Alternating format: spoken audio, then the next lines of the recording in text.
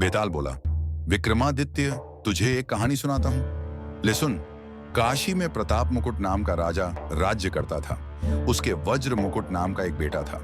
एक दिन राजकुमार दीवान के लड़के को साथ लेकर शिकार खेलने जंगल गया। घूमते घूमते उन्हें तालाब मिला। उसके पानी में कमल खिले थे और हंस किलोल कर रहे थे। किनारों पर घने पेड़ थे जिन पर पक्षी चहचहा रहे थे।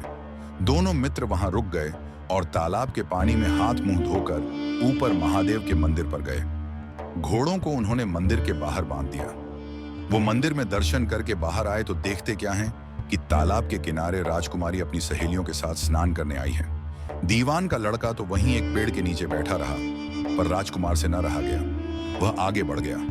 राजकुमारी ने उसकी ओर देखा तो वह उस पर मोहित हो गया। राजकुमारी भी उसकी तरफ देखती रही। फिर उसने किया क्या कि जूड़े में से कमल का फूल निकाला, कान से लगाया, दांत से कुतरा, पैर के नीचे दबाया और फिर छाती से लगा अपनी सखियों के साथ चली गई। उसके जाने पर राजकुमार निराश हो अपने मित्र के पास आया और सब हाल सुनाकर बोला, मैं इस राजकुमारी के बिना नहीं रह सकता, पर मुझे न तो उसका नाम मालूम है न ठिकाना।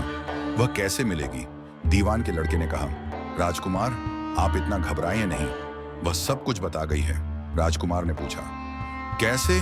वह बोला, उसने कमल का फूल सिर से उतारकर कानों से लगाया तो उसने बताया कि मैं कर्नाटक की रहने वाली हूं। दांत से कुतरा तो उसका मतलब था कि मैं दंत बाट राजा की बेटी हूं।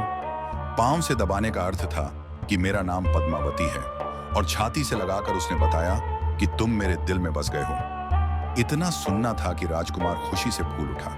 बोला, अब मुझे कर्नाटक देश में ले चलो। दोनों मित्र वहां से चल दिए। घूमते फिरते, सैर करते दोनों कई दिन बाद वहां पहुंचे। राजा के महल के पास गए तो एक बुढ़िया अपने द्वार पर बैठी चरखा काटती मिली। उसके पास जाकर दोनों घोड़ों से उतर पड़े और बोले, माई, हम सौदागर हैं, हमारा सामान पीछे आ रहा है, हमें रहने को थोड़ी जगह दे दो। उनकी शक्ल सूरत देखकर और बात सुनकर बुढ़िया के मन में ममता उमड़ आई।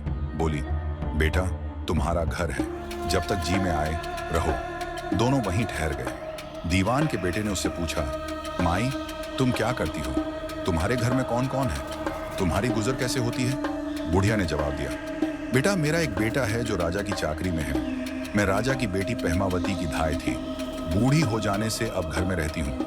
राजा खाने पीने को दे देता है। दिन में एक बार राजकुमारी को देखने महल में जाती हूँ।